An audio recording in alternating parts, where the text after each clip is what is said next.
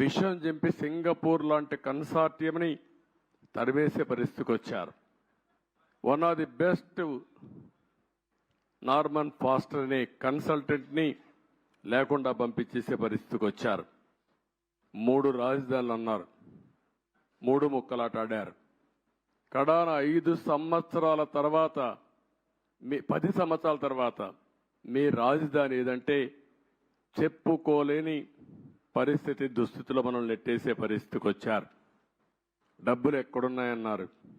ఆ రోజు కూడా ఇక్కడుండే రైతాంగం యొక్క స్ఫూర్తిని మీరు చూస్తే దగ్గర రైతులు ఇచ్చిన భూమే కాకుండా ఇక్కడుండే గవర్నమెంట్ భూములు అన్ని కలుపుకుంటే 55,000 ఎకరాలు సేకరించింది ఆనాటి ప్రభుత్వం. దగ్గర 29,000 మంది రైతులు ఒక్కరు కూడా కోర్టుకు పోకుండా స్వచ్ఛందంగా ముందుకొచ్చి మేము రాజధానికి ఇస్తాం, మాకు ఒక ప్యాకేజ్ ఇమ్మని ముందుకొచ్చారంటే ప్రపంచానికి ఆదర్శం ఇది. ఒక ల్యాండ్ కొనాలంటే, లేకుంటే ఒక చిన్న ఇరిగేషన్ ప్రాజెక్ట్ కట్టాలన్నా, లేకుంటే ఒక మంచి పనికి ఒక దేవాలయం కట్టాలన్నా భూమి ఇవ్వని ఈ రోజుల్లో ఇక్కడుండే రైతాంగం ముందుకొచ్చి స్వచ్ఛందంగా భూమి ఇస్తే దానికి ఎన్ని అపవాదులు వేయాలని అపవాదులు వేశారు. ఇక్కడుండే రైతాంగాన్ని ఎన్ని ఇబ్బందులు పెట్టాలని ఇబ్బందులు పెట్టారు. ఇంకొక పక్కన ఇక్కడుండే కామన్ ఇన్ఫ్రాస్ట్రక్చర్ అంతటికి ఉపయోగించుకుని రోడ్లు కానీ, గవర్నమెంట్ బిల్డింగ్లు కానీ, పబ్లిక్ పర్పసెస్ కానీ అన్నిటికీ ఉపయోగించుకున్న తర్వాత కొంత భూమి మిగులుతుంది. దాన్ని అమ్మితే ఇక్కడ రాజధాని కట్టుకునే అవకాశం వస్తుంది. దానికి కూడా ఎన్ని చేయాలని చేసే పరిస్థితికి వచ్చారు. నేను మొట్టమొదటి నుంచి కూడా చెప్పాను, సెల్ఫ్ ఫైనాన్సింగ్ ప్రాజెక్ట్ అని. ఇక్కడ వచ్చే ఆదాయమే ఈ అమరావతి నిర్మాణానికి సరిపోతుంది. ఎప్పటికప్పుడు కన్స్ట్రక్షన్ కానీ అదే మాదిరిగా ఆర్థిక కార్యక్రమాలు ఇక్కడ జరిగితే దానివల్ల ప్రభుత్వానికి ఆదాయం వస్తుంది. ఆ ఆదాయంతో సంక్షేమ కార్యక్రమాలు పెద్ద ఎత్తున చేసుకునే వెసులుబాటు వస్తుందని కూడా చెప్పాం. ఏది చెప్పినా ఒక దురుద్దేశంతో పెట్టుకుని ఈ రాజధానిని పూర్తిగా నిర్వీర్యం చేశారు, అపహాస్యం చేశారు, విధ్వంసం చేశారని చెప్పి కూడా నేను మీకు తెలియజేస్తున్నా. ఇది ఈరోజు నేను చూసిన బ్రాడ్గా ఉండే విషయాలు. మీడియా మొత్తం బిల్డింగ్స్ అన్ని చూశారు, బూజు పట్టిపోయినాయి, కొన్ని డోర్స్ అన్ని పోయినాయి, కొన్ని అయితే ఎరగొట్టారు, విధ్వంసం చేశారు. ఎన్ని యాంటీ సోషల్ ఎలిమెంట్స్ చేయాలనో అన్ని కార్యక్రమాలు. ఒక రైతులు ఎంత కాపాడాలనుకున్నా పోలీసులు ఏకపక్షంగా వీళ్ళ మీదనే కేసులు పెట్టారు. కాంట్రాక్టర్ల మెటీరియల్ ఇక్కడ పెడితే ఆ మెటీరియల్ దోచుకొని పోయే పరిస్థితికి వచ్చారు. అడిగితే వాళ్ళను కూడా కొట్టే పరిస్థితికి వచ్చారు. చాలా దారుణం, చాలా దౌర్జన్యం. ఏది ఏమైనా మళ్ళీ నేను ఇప్పుడే ఒక మాట చెప్పాను.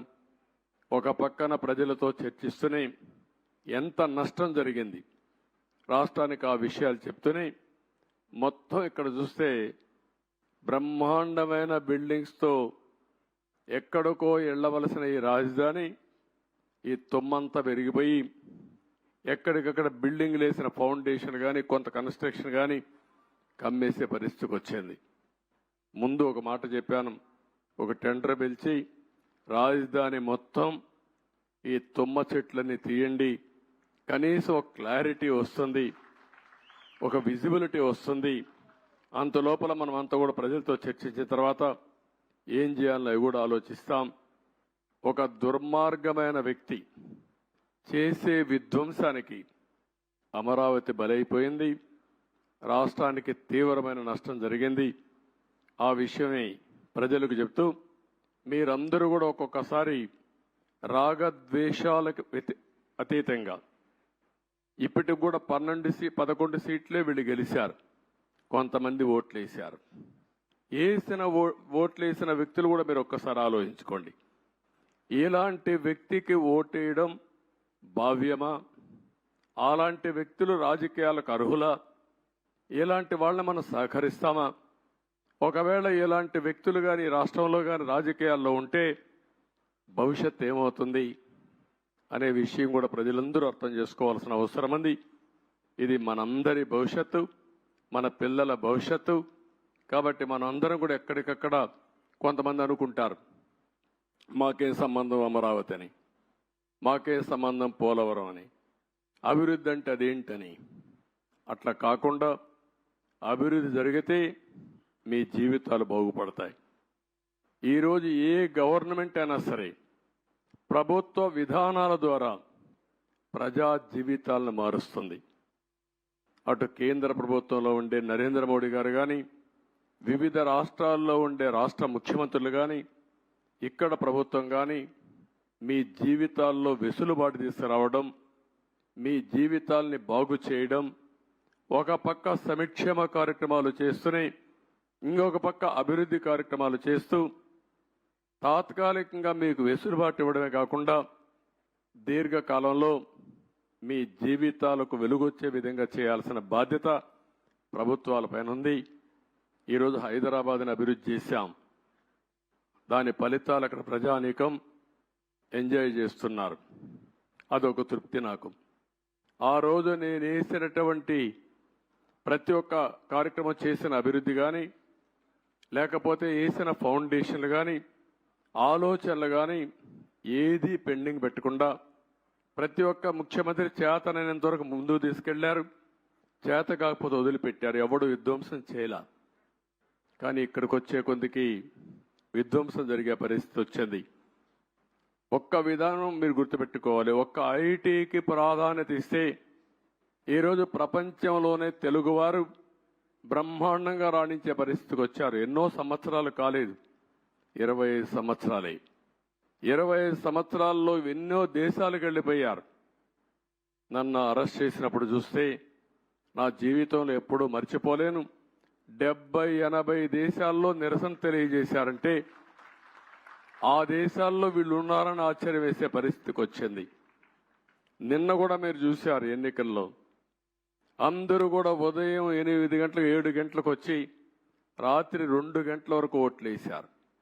బయట ప్రాంతాల్లో ఉండే చిన్న చిన్న పనులు చేసుకునేవాళ్ళు, ఇంటి పనులు చేసుకునేవాళ్ళు పని వదిలిపెట్టి వాళ్ళు భోజనం ప్యాకెట్ తీసుకొచ్చి నేరుగా ఓటేసి మళ్ళీ వెళ్ళారు వాళ్ళ ఖర్చులతో.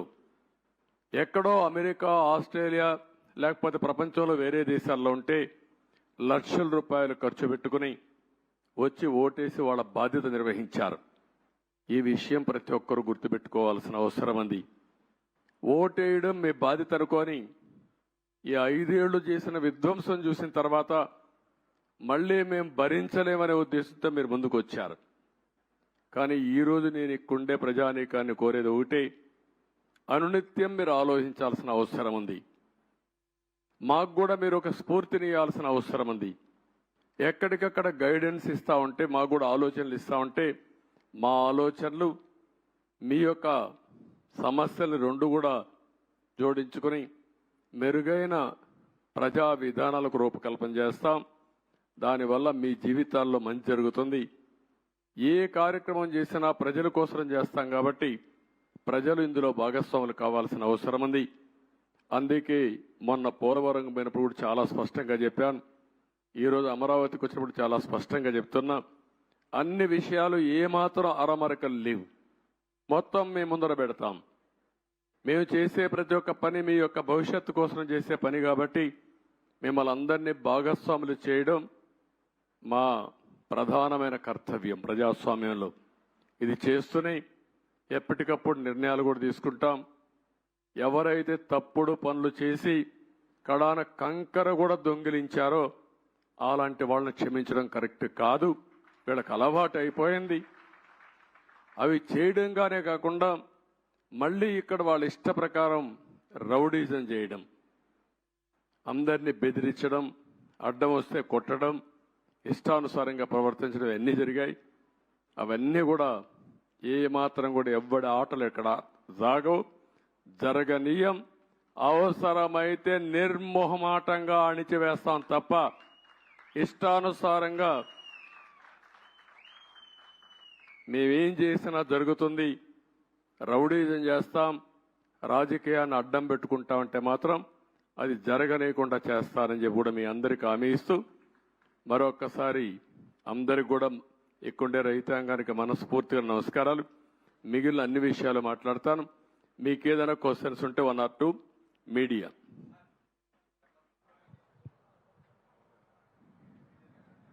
చెప్పండి.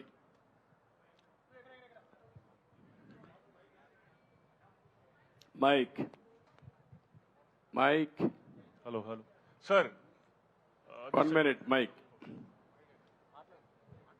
మైక్ ఎవరు ఇక్కడ ఎవరికి ఇచ్చారు? సార్, గత ముఖ్యమంత్రి ఈ రాజధానిలో ఈ బిల్డింగ్స్ పరిశీలించుంటే ప్రజావేదికను కూల్చేసినట్టు ఇవి కూడా డిమాలిష్ చేసేవాడేమో సార్. అది దేవుడు కాపాడాడు. ఒక ఉన్మాది బారి నుంచి ఇంకా ఫర్దర్గా కూల్చేయకుండా దేవుడే కాపాడాడు అమరావతిని.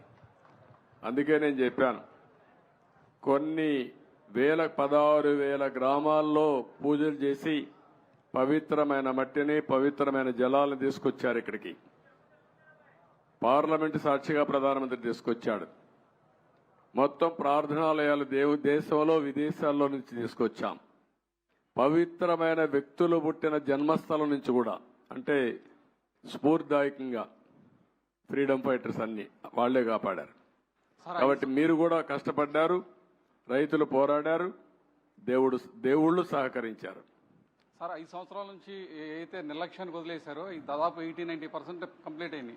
అవి ఎక్కడ కూడా చెక్కు చెదరలా, యాజ్ ఇట్ ఈస్గా ఉంది. అంటే మన నిర్మాణం కానీ అంతా కూడా బాగానే ఉంది. అన్నీ పూర్తి చేయడానికి దాని టైం బాండ్ పెట్టుకుంటారా? ఒక 3 years కానీ అలా పెట్టుకుని దానికి మీ సజెషన్ ఏంటి చెప్పండి. మిమ్మల్ని కూడా సజెషన్ సార్, అందరినీ సజెషన్ అడుగుతున్నాం. దాన్ని మీరు ఇచ్చే మంచి సూచనలు తీసుకొని ఆర్డర్ ఆఫ్ ప్రియారిటీ పెట్టి we will prepare action plan. Galla పెట్టి ఖాళీ అయిపోయింది, ట్రెజరీలో ఏమి లేదు, డబ్బులు లేదు, అప్పులు విపరీతంగా చేసేశారు. ఇవన్నీ వ్యూలో పెట్టుకొని ఏం చేయాలో స్టెప్ బై స్టెప్ వర్కౌట్ చేస్తాం. Mic media. Sir, what is going to be fate of Rushikonda Beach Palace? What's going to be? Will it be quoted as a monument of corruption? That's what you want. What is your suggestion? You give me idea. Sir, you are the CM, sir. I am the CM. You are the citizen of. నువ్వు ఒక media responsibility ఉంది నీకు కూడా. నన్ను అడగడమే కాదు, నిన్ను కూడా చెప్పమంటున్నా.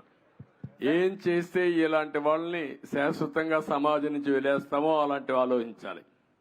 మీరు ఒకటి ఆలోచించండి, ఇక్కడ డబ్బులు లేవు. 500 కోట్ల రూపాయలతో రిషికొండ కొండను కొట్టేసి రిషికొండ అంటే ఏంటి? ఋషులు అక్కడ తపస్సులు చేసిన ప్రాంతం అది. అలాంటి కొండని ఎప్పటి నుంచి కూడా మనం చూసి, ఇప్పుడైతే ఆధునికమైన పనిముట్లు ఇవన్నీ వచ్చాయి, కానీ ఒకప్పుడు విశాఖపట్నానికి వచ్చామంటే ఈ ఓడలు కానీ ఇవన్నీ ఋషికొండను చూసి గుర్తుపట్టి విశాఖపట్నం వచ్చామనే పరిస్థితి ఉండేది. అలాంటి పవిత్రమైన కొండని ఎన్విరాన్మెంట్లకి విఘాతం కలిగించే విధంగా కొట్టేశారంటే మనం గుర్తుపెట్టుకోవాలి. దాన్ని కూడా అన్ని తప్పుడు ఇచ్చారు. అవన్నీ మళ్ళీ నేను మాట్లాడతాం. Sir, what about Prajavedika? You have visited Prajavedika and saw the debris there. Are you going to remove the debris and reconstruct the Prajavedika same place, or are you going to make it as a museum? ఏం చేయాలి నువ్వు చెప్పు. నువ్వు నిన్ను అడిగితే మీరంతా ఏంటంటే నన్ను క్వశ్చన్స్ అడుగుతున్నారు, నేను మిమ్మల్ని క్వశ్చన్స్ అడుగుతున్నా. ఇప్పుడు మీరు ఆన్సర్ చేయండి. నాకు ఏం చేస్తే బాగుంటుంది. ఇప్పుడు మా మిత్రుడు ఇచ్చాడు శ్రీనివాస్ ఒక మాట. అమరావతి ఉద్యమం 1631 రోజులు. 1 + 6 + 3 + 1 11 అన్ని అంకులు కలిపితే జగన్కు వచ్చిన సీట్లు 11. అంటే 2 సరిపోయినాయి. ఇదే దేవుడు రాసిన స్క్రిప్టు, ఇది దేవుడి స్క్రిప్టు. అక్కడికి చాలలేదు. ఈ 11 ఇవ్వడం కూడా కరెక్టా లేదా చర్చ జరగాల్సిన అవసరం ఉంది. అందుకే నేను మిమ్మల్ని అందరినీ కోరుతున్నా. కొన్ని ఇక్కడ మాకు కూడా కొంతమంది ఇబ్బందులు వచ్చాయి. సరైన క్యాండిడేట్ నిలబడలేకపోయారు. నిలబడింది ఇక్కడ ప్రజలు ఎక్కడికక్కడ ముందుకు వచ్చి ఓట్లేశారు. కొన్ని సమస్యలు ఉన్నాయి. కానీ ఏది ఏమైనా ఇలాంటి వ్యక్తులు రాజకీయాలకు అర్హత ఉందా? ఇది చర్చ జరగాల్సిన అవసరం ఉంది ఈ రాష్ట్రంలో. Sir Sir, people are confident that you can complete entire Amravati construction, complete the buildings and everything. That's why they gave good verdict. They gave? They gave good verdict. Majority of the seats and 161 seats like that. Majority ఇస్తే అయిపోయింది వాడి పని, మీ పని అయిపోయిందా? Yes, sir. We are confident that you can build. No, complete them. You are confident. ఎట్లా build చేయాలో కూడా ఆలోచనలు ఇవ్వండి అందరూ కూడా. సార్ ఇప్పటికి రాజధాని నిర్మాణానికి అమరావతిని నిర్మించలేదు ఈ రోజు మీరు మొత్తం విజిట్ చేశారు కదా సార్, అప్రాక్సిమేట్లీ దీని నిర్మాణానికి ఎంత ఖర్చు అవుతుంది, మీరు ఎన్ని రోజుల్లో చేస్తారు? ఇప్పుడు నిన్ను అడగాలి నేను క్వశ్చన్. నిన్ను నేను నియమిస్తే నువ్వు ఎట్టగడతావు చెప్పని అడగాలి నేను ఇప్పుడు. కాబట్టి క్వశ్చన్ అడగడం చాలా ఈజీ, కానీ ఆలోచించి చెప్పడం చాలా కష్టం. సీఎం గారు నేను ఇంతవరకు ఎంత డబ్బులుంది ఖజానాలో తెలియదు. నిన్నే నేను చూసా. ఆఫ్ బారోయింగ్, ఆన్ బారోయింగ్ రెండు ఉన్నాయి. కొన్ని లెక్కలు చూపించి బారో చేశారు, కొన్ని లెక్కలు చూపించకుండా బారో చేశారు. మద్యం కూడా రాబోయే రోజుల్లో వచ్చే ఆదాయాన్ని తాకట్టు పెట్టి బారో చేశారు. అది కూడా ఎంత బారో చేశారు ఇంకా ఎతకాలి. ఇవన్నీ ఒక్కొక్క ఎక్కడెక్కడ ఉన్నాయో మనకే తెలియదు. ఇప్పుడు మనం చూసాం, ఆఫీసర్లు మొన్నటి వరకు అడ్డదుడ్డంగా సంతకాలు పెట్టాళ్ళు ఎక్కడున్నారు అడ్రస్ లేరు. ఇప్పుడు చాలా సమస్యలు ఉన్నాయి. బట్ ప్రజలు ఇచ్చినటువంటి మ్యాండేట్ చాలా స్పష్టంగా ఇచ్చారు. చాలా మంది నన్ను అడిగారు ఒక మాట, ఇలాంటి క్లిష్టమైన పరిస్థితుల్లో మీరు ఏం చేయగలుగుతారని అడిగారు. ఎలక్షన్ల ముందు కూడా నేను ఒకటే చెప్పాను, ఏం చేస్తారని మీరు అడుగుతున్నారు. నేను పారిపోవడానికి సిద్ధంగా లేను, ఫేస్ చేస్తా. తప్పకుండా మళ్లీ రాష్ట్రాన్ని పూర్వ వైభవం తేవడం కోసం పునర్నిర్మాణం వైపు ముందుకు పోతానని చెప్పా. అందుకే నేను అధ్యయనం చేస్తున్నా మీ అందరి ద్వారా. చేసిన తర్వాత అమరావతి కూడా ఏం చేయాలో నిర్దిష్టంగా చెప్తాను, ముందుకెళ్తాం. రాజధాని ప్రాంతంలో భూములు ఏమైనా తాకట్టు పెట్టారా సార్? రాజధాని ప్రాంతంలో భూములు కూడా ఏమైనా తాకట్టు పెట్టారా? చూడాలి, రికార్డ్స్ అని చూడాలి. సచివాలయం అయితే సచివాలయాలు పెట్టారు, ఇక్కడ సచివాలయం కూడా పెట్టారనుకుంటాను. చూడాలి, ఆ రికార్డు చూడాలి. సార్ ఓకే సార్, నమస్తే సార్. నా పేరు వేణు, నేను రాజధాని రిపోర్టర్ని సార్. ఒక 12 సంవత్సరాల నుంచి ఇది రాజధాని కాకముందు నుంచి ఇక్కడ ఉన్నాను. మీరు అమరావతిని చరిత్రగా నిలబెడదామని ఎలా ఉన్నారు, ఈ చరిత్రలో జరిగే కొన్ని కార్యక్రమాలను కూడా అలాగే దిష్టిబొమ్మలాగా అలా ఉంచి మంచిని చెడును చూపించే మా రాబోయే తరాలకు కూడా అలాంటి చూపించే విధంగా ఉంటే ప్రజావేదిక బాగుంటుందని నా ఉద్దేశం సార్. ప్రజావేదిక అట్నే పెట్టాలంటావు. అంతే సార్. ఓకే, నువ్వు ఒక మంచి సజెషన్ ఇచ్చావు. ఎందుకంటే ఇది జపాన్లో కూడా ఏం చేశారంటే, ఏవేవి హీరోషిమా ఒకటి, నాగసాకి అనుకోండి, నాగసాకి 2. సెకండ్ వరల్డ్ వార్లో మొత్తం బాంబులేసి మొత్తం డివాస్టేషన్ జరిగితే కొన్ని డికేడ్స్ అక్కడ పుట్టిన వాళ్ళు కుంటిగా గుడ్డిగా పుట్టారు. పంటలు కూడా రాలేదు, భూములు కూడా ఇది అయిపోయినాయి. అవన్నీ గుర్తుగా 2 ప్రాంతాలను ఇప్పుడు కూడా అట్లనే పెట్టారు. అంటే దానికి కారణం, దాన్ని ఒక స్ఫూర్తిగా తీసుకొని మళ్ళీ మనం కష్టపడాలని అనునిత్యం ప్రజలకు గుర్తు చేశారు. ఈరోజు అదే 2వ ప్రపంచ యుద్ధంలో దెబ్బతిన్న జపాన్ ప్రపంచంలోనే అగ్రదేశంగా తయారైందంటే ఇలాంటివి చూసి పట్టుదల పెంచుకోవడం. అదే మరి మిత్రుడు ఇప్పుడు చెప్పాడు, ప్రజావేదికను కూడా యాజ్ ఇట్ ఈజ్ పెడితే చాలా బాగుంటుందని. అది కూడా ఒక మంచి ఆలోచన. Let us see. Okay,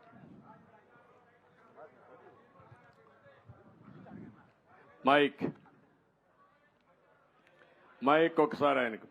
hello సేకరణ చేసిన తర్వాత కూడా సీడ్ యాక్సెస్ రోడ్డు మీద అర్ధరేతులు ఇసుక అక్రమ రవాణా జరుగుతుంది సార్. దాని మీద అంటే నేరాలు అలవాటైన వాళ్ళకి ఇంకా కూడా మారలేకపోతున్నారు. ఒకటే చెప్తున్న అధికార యంత్రాంగానికి కూడా, ఏ అధికార యంత్రాంగం ఇప్పుడు రాష్ట్రంలో ఉన్నారో మళ్ళీ ఎక్కడ లాలూచలతో వదిలిపెట్టండి, ప్రజాహితం కోసం పనిచేయండి. ఒకవేళ రేపటి నుంచి ఎక్కడైనా కానీ మీరు చెప్పింది కానీ జరిగితే తప్పకుండా అధికారుల పైన కూడా యాక్షన్ కఠిన చర్యలు ఉంటాయి. డెఫినెట్గా తీసుకుంటా, వదిలిపెట్టను. మీరు కూడా ప్రజల్లో చైతన్యం రావాలి, గట్టిగా నిలదీయండి. ముందు మారిగా బాధితులపైన దాడి చేస్తే ఎట్టి పరిస్థితులు నేను వదిలిపెట్టను. ప్రజాహితం కోసం ఎవరు ముందుకొచ్చి పనిచేసినా వారికి పూర్తిగా అండగా ఉంటాం. మీరేం భయపడాల్సిన పని లేదు. అమరావతిలో ముందుగానే ఈ కార్యాచరణ ప్రణాళిక స్టార్ట్ అవడం కోసం ఏ అయితే ఎక్కువ శాతం బిల్డింగ్లు 60-70% పూర్తయ్యాయో వాటన్నిటినీ ఇంత ముందులాగా పలానా బిల్డింగ్ పలానా శాఖకి అని కేటాయించినట్లు కాకుండా ఏదైతే మన ప్రభుత్వం నడవడానికి వేగంగా నడవడానికి అవసరమో వాళ్ళకి కేటాయించైనా ఇక్కడ జనసంద్రాన్ని దీన్ని పెంచి త్వరగా అమరావతి అనేది కార్యాచరణలోకి రావాలని రిక్వెస్ట్ చేస్తున్నాం సార్. అదే మొత్తం అదే కదా, మన ఆలోచన కూడా అవే కదా. ఏవేవి తొందరగా అవుతాయి, ఏవేవి అవసరం ఉంటుంది, రెండు కూడా ప్రాధాన్యత క్రమంలో పెట్టుకొని ఎంత తొందరలో పూర్తి చేయాలో పూర్తి చేస్తాం. యాక్టివిటీ కూడా పూర్తి చేస్తాం. ఓకే. ప్రజా రాజధాని అమరావతిని రాష్ట్రాన్ని కాపాడుకోవడానికి ఖండాంతరాలు దాటి ఎన్ఆర్ఐలందరూ వచ్చారు సార్. ఈ అమరావతి కానీ రాష్ట్ర అభివృద్ధిలో ఎన్ఆర్ఐలు ఆలోచనలు సహాయ సహకారాలు తీసుకుంటే బాగుంటుందని నా సూచన సార్. తప్పకుండా అందరి సహకారం తీసుకుంటాం. అందరికీ ప్రాధాన్యత ఉంటుంది. వాళ్ళు భాగస్వాములు అయితే వెల్కమ్ చేస్తాం. తప్పకుండా ఇవన్నీ కూడా ఒక యాక్షన్ ప్లాన్ తయారు చేసుకుంటాం. థ్యాంక్ యూ అని అంటాం.